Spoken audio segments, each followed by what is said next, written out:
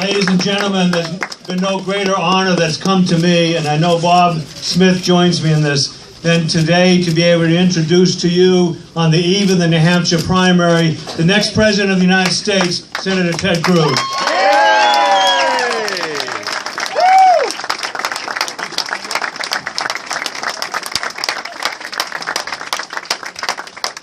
Well, thank you very, very much. God bless the great state of New Hampshire. Let me say to Bill and Bob, thank you for your incredible leadership of our statewide team. Thank you for standing and bringing together a grassroots army across this state. And thank you for your passionate defense of freedom and of the Constitution. Thank you for fighting for the men and women of the Live Free or Die state. Here, here. There it is. And Jack and Diane and Fran and Judson and all of y'all for being here, thank you. Thank you for being here. This is a room of patriots. This is a room of fighters. This is a room of men and women who know what we believe, who know what we love. You know, it's interesting on the debate Saturday night. One of the questions that was asked is, what does it mean to be a conservative? I found the answers interesting. I was disappointed not to have a chance to answer that particular question. Right. Because you know what? The people in this room know exactly what it means to be a conservative. Yes. It is number one to understand the principles that founded this nation, and none is more important than that our rights do not come from government. They don't come from kings or queens. They come rather, as the Declaration put it, we hold these truths to be self-evident, that all men are created equal, and that we are endowed, not by a king or queen, or not even by a president, we are endowed by our Creator with certain unalienable rights. Yeah, you got that right. That among these are life, liberty, and the pursuit of happiness. That was a revolutionary idea. For millennia, people had been told our rights come from government. They are to be given by grace or whim from the monarch and to be taken away at equal whim. Take this out. The framers said no. It is inherent in the condition of being a human being to have these natural rights. And the second revolutionary concept that this country was founded on is that sovereignty does not descend from the top down. It is not one all-powerful monarch, but rather sovereignty rests with we the people. The American people have sovereignty in government. Government leaders are simply lent governmental authority for a short period of time. But the Constitution, as Jefferson put it, serves as chains to bind the mischief of government. That's what this country was founded on. What does it mean to be a conservative? To understand individual responsibility. To defend the natural rights of mankind of life, liberty, and the pursuit of happiness. To defend the Constitution and Bill of Rights. To limit the power of Washington and protect the freedom of individual Americans to pursue our dreams. To recognize the humility that an all-powerful government in Washington, government that can give you anything, can take anything from you. Right. And to recognize that the path to the American dream does not derive from the largesse of Washington, but rather from empowering people to stand on their own feet, to have the dignity of work, to have the dignity of providing for their children, for the next generation. To understand that government should not be about redistributing wealth and benefiting the giant corporations, benefiting the special interests, benefiting Washington, but rather the role of government is to follow the constitutionally allocated responsibility and to keep this country safe and to protect our liberties. Yeah!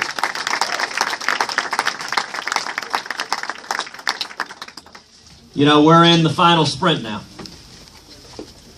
New Hampshire, a little over 24 hours from now. Primary will be over. Suddenly, this quadrennial pestilence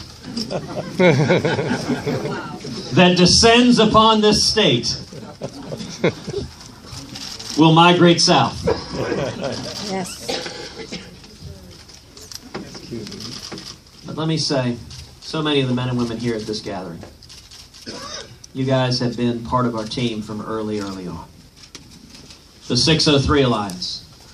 So many of y'all have engaged so seriously as the men and women of New Hampshire do, vetting the candidates. Not just listening to whatever puffery might come out, but vetting the candidates, determining who's telling the truth and who's blowing smoke. That's the role y'all are engaged in. It is a wonderful thing in our country. One of the things I have grown to really love is the special role New Hampshire has as the first in the nation primary. Here, here. Yeah. You know, if we started in a big state, if we started in California or New York or Texas, presidential elections would be decided entirely by slick Hollywood TV ads. What is fabulous about New Hampshire and what's fabulous about Iowa, both states take very, very seriously the responsibility to vet a candidate. As y'all know, the ongoing joke in this state, are you voting for so-and-so for president? No, I couldn't possibly. I've only met him 5 times. That's a wonderful thing. That is a wonderful thing, that anyone that would hope to serve as commander-in-chief, as leader of the free world, that it doesn't begin on the plateaus of power, but rather it begins in IHOPs and Denny's and Dunkin' Donuts and VFW halls and living rooms. Rather, it begins going person to person, man to man and woman to woman, asking for support and answering whatever question gets raised. You know, just a minute ago, I had a couple of questions from Vermin Supreme. And so I did the only thing I could. I answered them. He asked me, what do you think of my pony for every person plan? I said, well, to be honest, my girls love ponies. What else am I supposed to say? And then he said, what do you think about mandatory toothbrushing laws? And I said, well, you know what? I happen to believe in individual liberty. I don't think we need the federal government as a nanny state brushing our teeth, but rather we need a government that is constrained by the Constitution of the United States.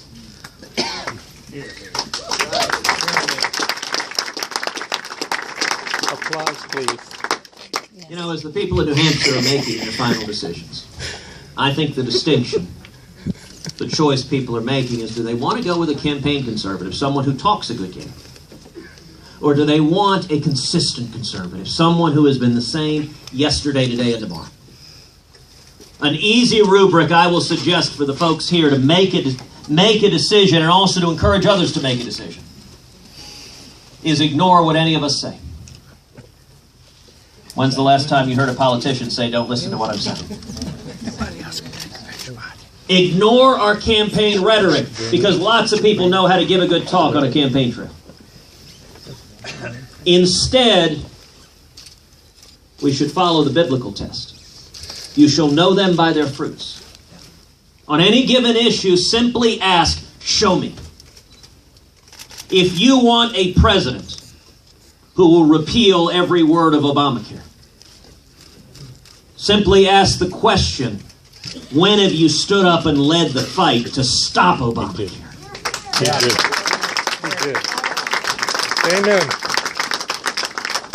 If you want a president who will stop amnesty, don't listen to all these politicians who, when they're on the campaign trail, say, gosh diddly, I'm opposed to amnesty. Well, isn't that special? Real easy to say that when you're on the campaign trail. But the funny thing is, all the people who say that, they go down to Washington and promptly support it. Right. We get burned over and over and over again. So the question should rather be, where were you in 2013 when the Rubio-Schumer amnesty bill was being debated? Where did you stand? Did you stand with the American people? Did you stand for rule of law? Did you stand for securing the borders and keeping this country safe? Or did you give in to the big money donors and say, to heck with rule of law, let's grant amnesty to 12 million people here illegally? Don't listen to our promises. Simply ask, where were you at that time for choosing? If you want a president who will defend the Second Amendment,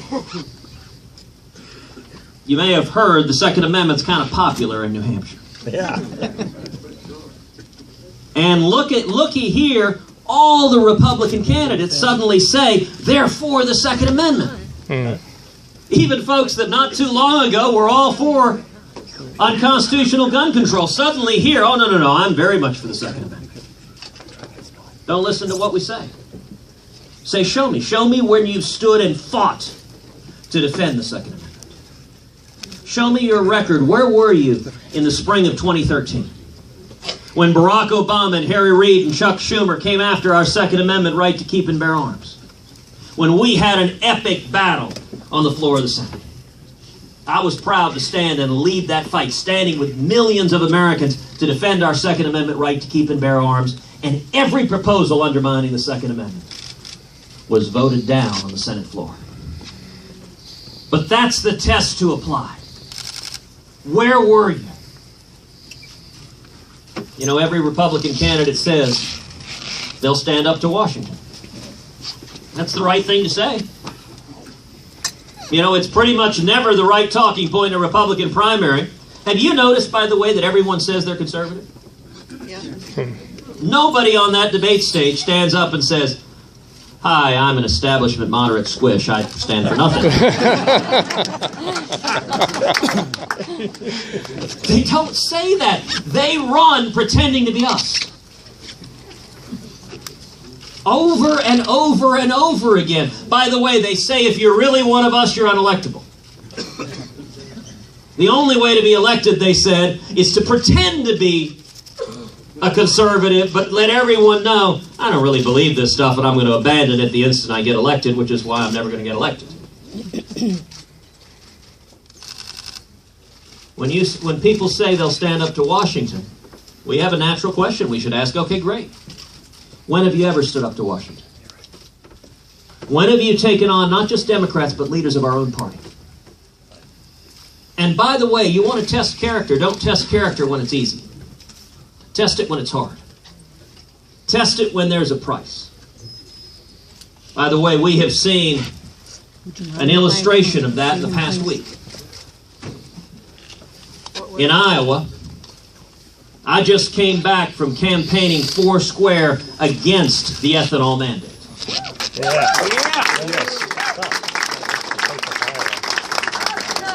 Now, doing that is something that was widely considered political suicide in the state of Iowa.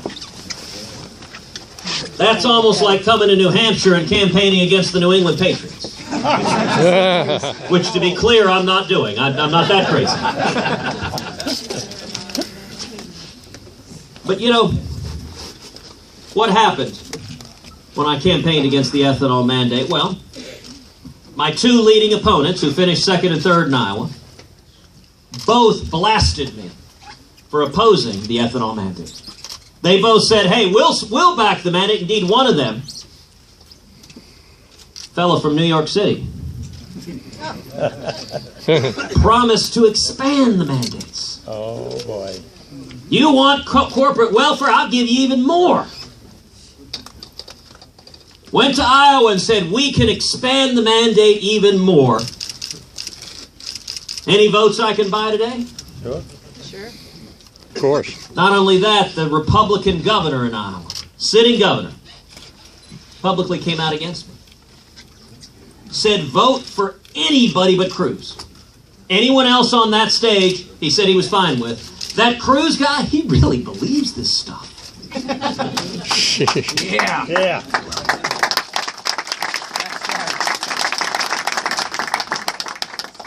The governor's son is a major ethanol lobbyist. It's funny how that works. Isn't it interesting how many elected officials have family members who are lobbyists who are getting rich off the whole thing? Governor's son ran millions of dollars of false attack ads, blasting me for opposing the ethanol mandate. By the way, if you ever wonder why is it that politicians sell us out, that's exactly it.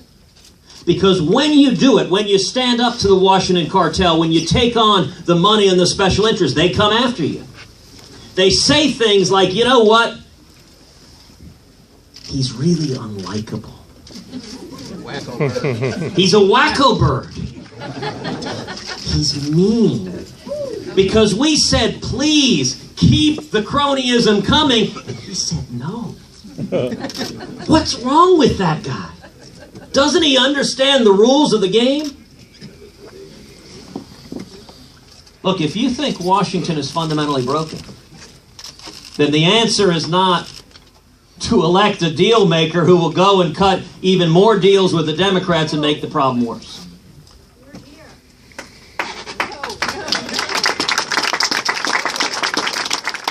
Because you know how you cut a bipartisan deal in Washington today. You sit a bunch of people down, you say, all right, I'll spend for your project, your project, your project, your project, your project, your project, your project. $1 trillion, we're done. The only people who lose are the taxpayers or our children and grandchildren. How the heck do you think you get a $19 trillion national debt? Because there are a lot of people who want to go along to get along. Well, how about we have leaders that aren't accountable to the party bosses in Washington, that aren't accountable to the special interest in big money? How about we have leaders for whom their special interest is our kids?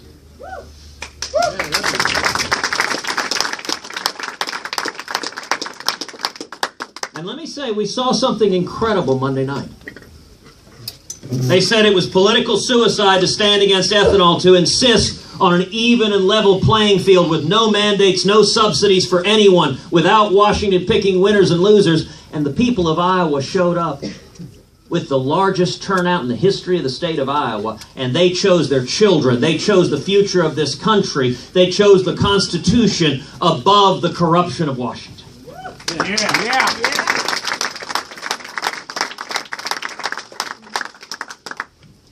On every issue, whatever your issues are, whether it's life, whether it's marriage, whether it's religious liberty, whether it's the 10th Amendment, whether it's stopping Common Core, whether it's privacy, don't simply listen to the empty promises of politicians.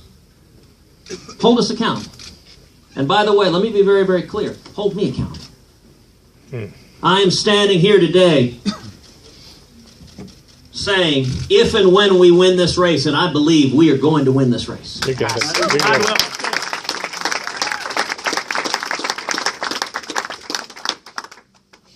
When I am back here, a year or 2 or 3 into the presidency, standing in front of you, and if I haven't done even one word of what I said I would do, stand up and say, Ted, why didn't you do what you said you would?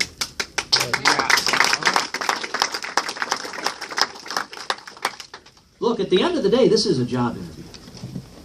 I'm here asking to work for you.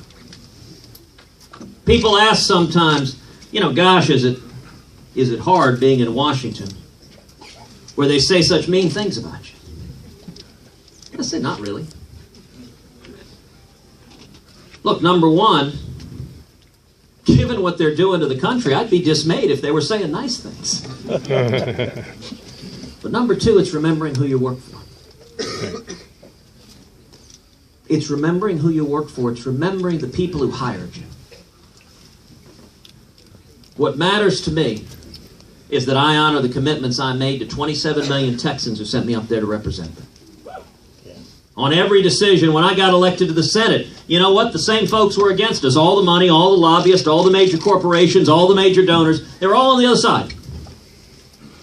The only people with us were the people. And that is plenty. But that's the accountability we need. So where are we now? Now we're just a little over 24 hours away. At this point, it's all about one thing, turnout. That's the whole game. Turnout. Particularly it's snowing outside. If it keeps snowing, it'll be easier not to show up and vote tomorrow. We're showing up. We're showing up. Yeah. And Jack, that's what we're counting on. Look, the men and women in this room love this country. love liberty, love the Constitution. The men and women in this room, I believe, I know, will crawl over broken glass with a knife between your teeth, fighting to save this country. And that's what it's going to take. This race now is going to be decided not by TV ads. Y'all have been beset by those. Not by radio ads or mailers or anything else. This race will be decided by the men and women right here. It'll be decided friend to friend and neighbor to neighbor and pastor to pastor and New Hampshire person to New Hampshire person, one at a time. That's this race right now, is grassroots, bringing out your friends and neighbors. Calling them, pestering them. Hey, you voted yet? Need a ride? I'll come get you. Getting on email, getting on phone yet? Talking to people, saying, listen, one-to-one. I know this guy. Look, y'all are able to say something not everyone can say. I know this guy. I've looked him in the eyes. Listen, people, it's so easy to have the instinct, I don't trust any politician. You know what? That's a very wise instinct. You know the old line, how do you know a politician is lying? His lips are moving. There is a great deal of truth to that. Everyone is justified in having that baseline, but y'all have the ability to communicate directly. Listen, I know Ted. He's lived his life fighting for the Constitution. That has been my passion, and you want to understand why. I will say this, anyone who has met my dad understands why I'm fighting the fights I am. You know, my dad was imprisoned. He was tortured. He came to America with nothing, but filled with hopes and dreams. Washed dishes making 50 cents an hour. But I'll tell you, it is an amazing blessing to be the child of an immigrant who came here with nothing. Because it makes you realize how precious and fragile our freedom is.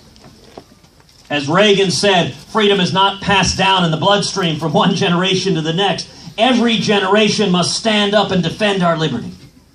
Or one day we will find ourselves answering to our children and our children's children. Papa, what was it like when America was free? Men and women here don't ever want to answer that question.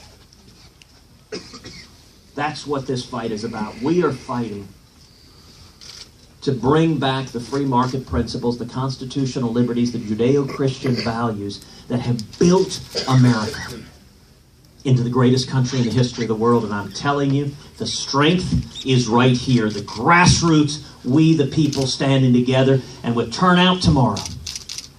If we turn out the full Reagan coalition, if we turn out conservatives and evangelicals and libertarians and Reagan Democrats and young people, if we turn out everyone who wants to bring back the promise of America, if we turn out everyone fed up with the bipartisan corruption of Washington,